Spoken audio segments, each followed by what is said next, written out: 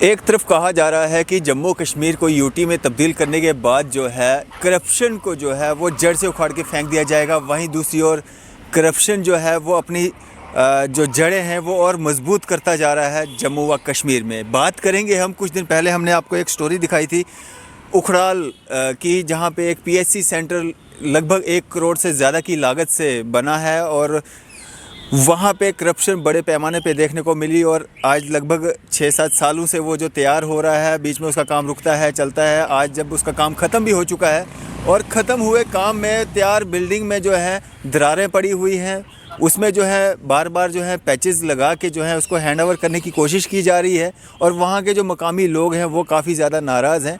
वो अब थक हार के एडमिनिस्ट्रेशन से जो है कोई मदद पाते ना देख अब जो है वो स्टे लेने की उसमें है कि हम जो है इस बिल्डिंग को जो है हैंड ओवर नहीं होने देंगे, स्टे लेने जा रहे हैं, कोर्ट का दरवाज़ा जो है वो खटखटाने जा रहे हैं।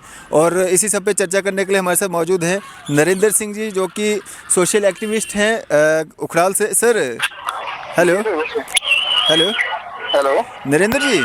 जी सर बोलिए। हाँ, हमने कुछ दिन पहले एक स्टोरी दिखाई थी पीएचसी सेंटर उखराल की, तो क्या सारा वाकया है वहाँ का? हमने लोगों को मतलब दिखाया भी था, एडमिनिस्ट्रेशन को भी जगाने की कोशिश की थी, लेकिन एडमिनिस्ट्रेशन कहीं ना कहीं आंखें बंद करके बैठी हुई है। देखिए सर, इस बिल्डिंग का ये था, सबसे पहले तो यहाँ पे कंस्ट्रक्टिंग एजेंसी जो है एमडी हाउसिंग बोर्ड आता है, housing board, JNK housing board जी ये 2016 ऑनवर्ड्स में इसमें कंस्ट्रक्शन स्टार्ट हुआ था और इसका अप्रोक्सीमेट जो एस्टिमेट कॉस्ट था 1.6 करोड़ रुपीस है जी अब देखिए यहाँ पे जब ये बिल्डिंग बनाया गया तो इनिशियली इसमें इस तरीके से इतना सबस्टैंडर्ड मटेरियल यूज किया गया है, इसका जो कंस्ट्रक्शन किया गया वो इतना ज्यादा सबस्टैंडर्ड है कि ये बनने से पहले ही ये इसमें आपने खुद भी रिपोर्टिंग किया हुआ है कि इसमें दरारें कितनी आ चुकी है, क्रैक्स कितने आ चुके हैं, इसका प्लान बेस फाउंडेशन जो है वो बिल्कुल वीक है और इस पर जो लेआउट प्लान होता है वो बनी ही नहीं है। बिल्कुल। एंड देन आफ्टर क्या होता है कि मेरा एक Jammu Kashmir government grievance cell था, वहां पे हमने अप्रोच किया और 1.5 साल लगा मुझे उसको फाइनल रिपोर्ट आते आते, जिसमें डायरेक्टर हेल्थ सर्विसेज ने कहा था कि बिल्डिंग शेल बी टेकन और hand over as per strictly as per approved DPR जी। अब मुझे बताइए, जब ये बिल्डिंग ही कंप्लीट नहीं हो रही है, इसका रेनोवेशन चले जा रहा, अभी हैंड ओवर नहीं हुआ, रेनोवेट पहले ही हो रही है। बिल्कुल। तो ऐसे में आप किसके पास जाएंगे, कहाँ गौर लगाएंगे, कौन सुनेगा? इस ड्यूटी तो बन चुकी है, लेकिन एडमिनिस्ट्रेशन का काम करने का जो तरीका था वो वैसा ही है जैसा पहले था।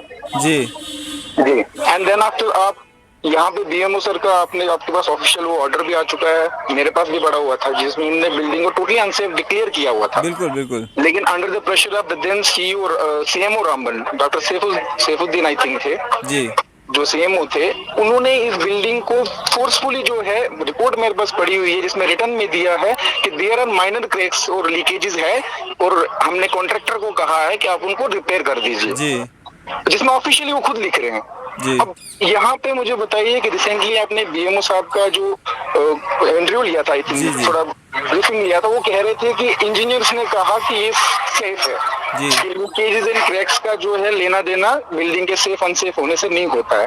अब आप मुझे बताइए, ऐसे में कहाँ से वो कौन सी इंजीनियर्स किस इंस्टीट्यूट से निकल के आए हैं जो ये कहते हैं कि लीकेजेस और जो जितना बेस फाउंडेशन जो वीक हो चुका है, क्रैक्स का सेफ और अनसेफ से कोई लेना देना ही नहीं होता जी। सिविल इंजीनियरिंग में तो डायरेक्टली ये चीज बोली जाती है भाई जी। तो यहाँ पे टोटल फ्लॉज है, वो बिल्डिंग टोटली जो है आप कह सकते हैं कि रूल्स के अकॉर्डिंग बनी ही नहीं है जी। अब ऐसे में उस बिल्डिंग को forcefully hand over take over करवाने की कोशिश की जा रही है। अभी भी उसका जो है रेनोवेशन का काम चल रहा है। जब बिल्डिंग बनी ही नहीं है तो रेनोवेशन पहले कैसे कर रहे हो अगर ओके बिल्डिंग है तो? बिल्कुल जी। तो सर कितना रिस्की हो जाता है अगर वो बिल्डिंग हैंड ओवर हो जाती है? कितनी जानों के साथ खिलवाड़ कर रहा है एडमिनिस्ट्रेशन भी, ठेकेदार भी और बाकी जो इससे मिले हुए लोग हैं जो इसमें सब मिले हुए हैं? देखिए, सबसे पहले तो पर्सनल मेरा कुछ नहीं है, पब्लिक इंटरेस्ट की बात थी, दैट्स व्हाई हम आपके साथ कुछ शेयर कर रहे हैं। बिल्कुल बिल्कुल। अगर ये बिल्डिंग के सेफ अनसेफ की बात की जाए कि जो ऑलरेडी एग्जिस्टिंग बिल्डिंग हमारी जो है पुरानी पीएचसी की है, शायद 40-50 साल पुरानी है, अगर आज के टाइम में अगर उन दोनों की ड्यूरेबिलिटी देखा जाए, आगे लाइफ कितनी है इन दोनों की, तो शायद वो बिल्डिंग ज्यादा सस्टेन कर देगी एज कम्पेयर टू जो नई वाली बनी है। मतलब पुरानी वाली में जाना उससे ज्यादा सेफ है।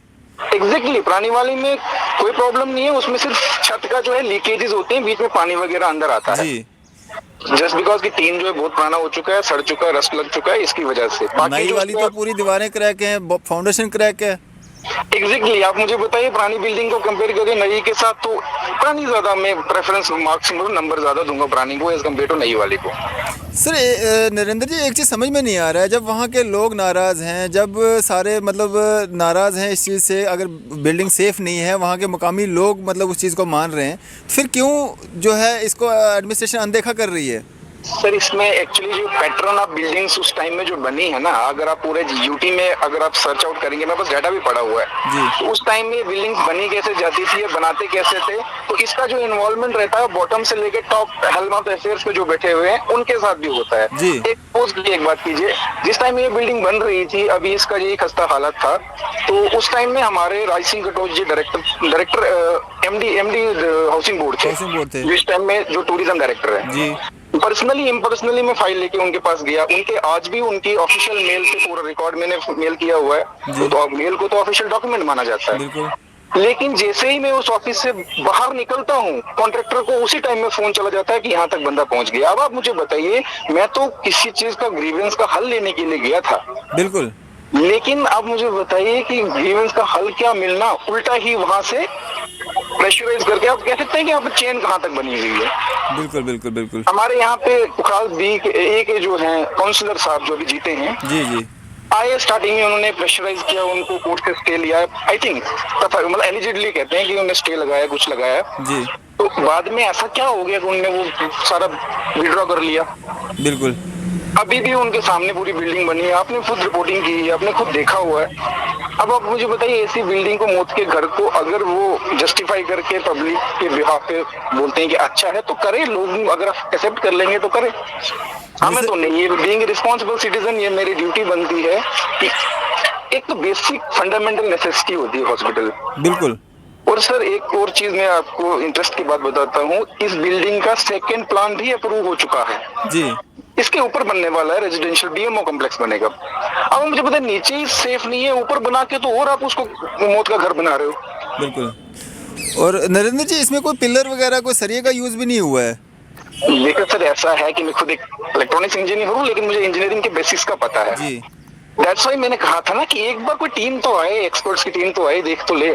तो जो टीम वहाँ पे गई थी वो कौन सी टीम थी, उन्होंने कैसे उसको वेरीफाई कर दिया?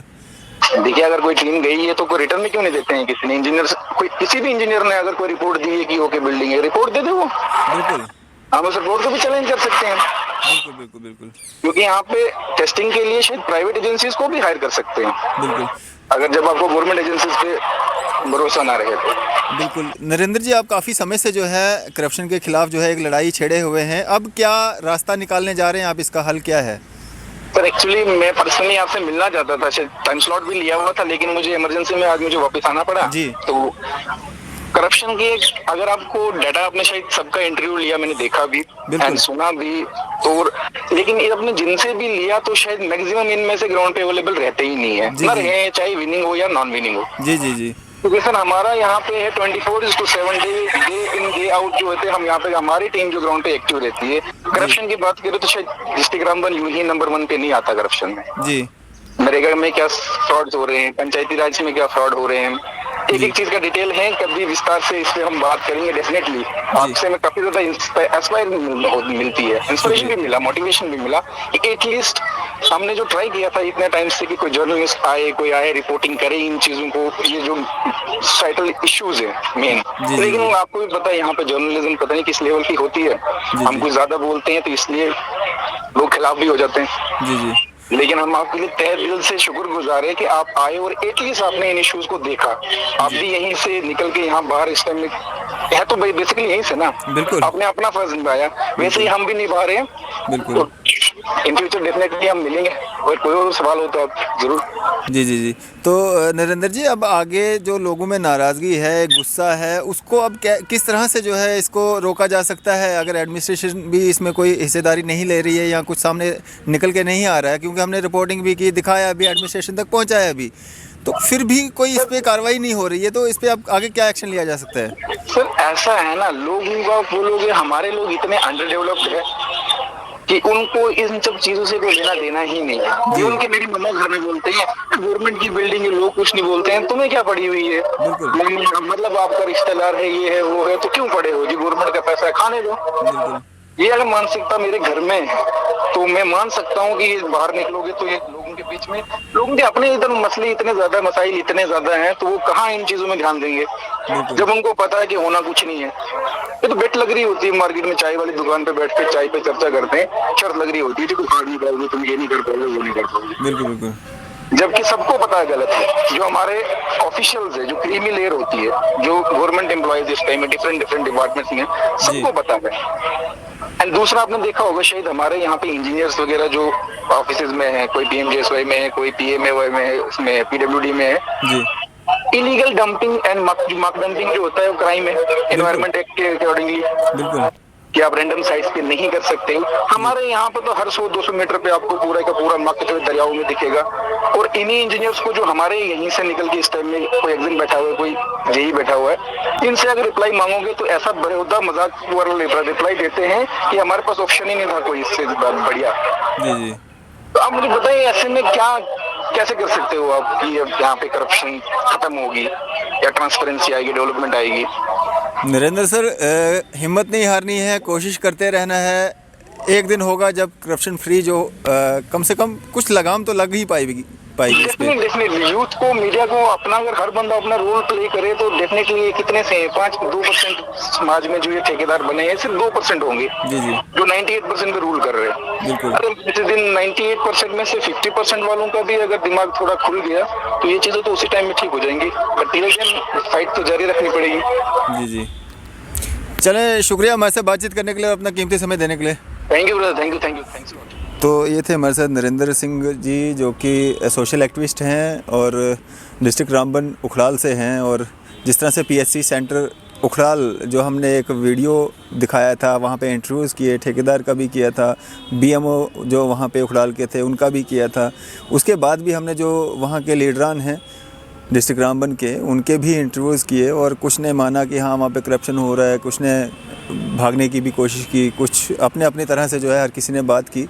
और वहीं अगर बात करें हम इस पीएससी सेंटर उखड़ाल की, तो 1 करोड़ से ज़्यादा की लागत से बना हुआ ये पीएससी सेंटर अभी हैंड ओवर भी नहीं हुआ है और इसमें रिपेयरिंग जो है आज से ही शुरू है। आप खुद अंदाज़ा लगा सकते हैं, नई बनी हुई बिल्डिंग और उसको बार बार जो है रिपेयर किया जा रहा है, पैचेस लगाए जा रहे हैं, उसके वो जो दरारें हैं वो छुपाने की कोशिश की जा रही है। उसकी जो लीकेज, जो पानी अंदर चला जाता है, उस लैंटर में जो पानी इकट्ठा होता है उसको छुपाने के लिए वहाँ पे जो है दोबारा से उसके ऊपर रिफिलिंग की जा रही है, दोबारा से मसाला डाला जा रहा है। तो कितना सेफ़ रहेगी वो वहाँ पे आने वाले जो पेशेंट्स होंगे, उनके अटेंडेंट होंगे, जो हेल्थ डिपार्टमेंट से जुड़े हुए लोग होंगे, उनके लिए वो बिल्डिंग कितनी सेफ़ होगी आप खुद अंदाज़ा लगा सकते हैं। और हमारी कोशिश यही है कि एडमिनिस्ट्रेशन जो कंसर्न उससे जुड़े हुए हैं वो इस पे कड़ी से कड़ी जो है कार्रवाई करें, एक्शन लें और उसको पूरा जांचें परखें कि क्या वाकया में वहाँ पे वो बिल्डिंग सेफ़ है, वहाँ पे आम जनता को जाने दिया जा सकता है। उनको जो वहाँ पे हेल्थ डिपार्टमेंट के लोग जाएंगे, क्या वो वहाँ पे 24 घंटे रह के, 12 घंटे रह के वो लोग वहाँ पे अपने आप को सेफ़ महसूस कर सकते हैं कि वो वहाँ पे काम करें? तो जब वहाँ पे इस तरह का मटेरियल, सब स्टैंडर्ड मटेरियल वहाँ पे यूज़ किया गया है और अभी से जो नई बिल्डिंग में इतनी लीकेज और इतनी दरारें पड़ी हुई हैं, तो कौन से वो इंजीनियर्स हैं? और जिस तरह से नरेंद्र सिंह जी ने कहा कि कहाँ हैं वो रिपोर्टें जो उनके द्वारा दी गई हैं कि ये बिल्डिंग सेफ़ है, तो वो रिपोर्टें कम से कम आम जनता के सामने लाएं। जो रिकॉर्ड है वो आम जनता के सामने लाएं कि हाँ ये बिल्डिंग जो है सेफ़ है, इसमें कोई ख़तरा नहीं है। इसको जो दोबारा से जो इसमें रिफिलिंग की जाएगी या ये जो दरारें छुपाने की एक कोशिश की जाती है, उसको छुपा के जो है ये बिल्डिंग सेफ़ रहेगी, तो वो लोगों तक चला जाए कि हाँ ये बिल्डिंग सेफ़ है। नहीं तो आम जनता में डर का माहौल है, खौफ का माहौल है। और कोशिश यही है कि ये जो पीएससी बिल्डिंग जो उखड़ाल में बनी हुई है, ये कम से कम हैंड ओवर ना हो और अगर हो तो सेफ्टी के साथ हो, ताकि लोगों की जानों के साथ जो है वो खिलवाड़ ना हो। फ़िलहाल दीजिए इजाज़त, मैं अरफाज़ अहमद, कैमरामैन शाहनवाज़ के साथ।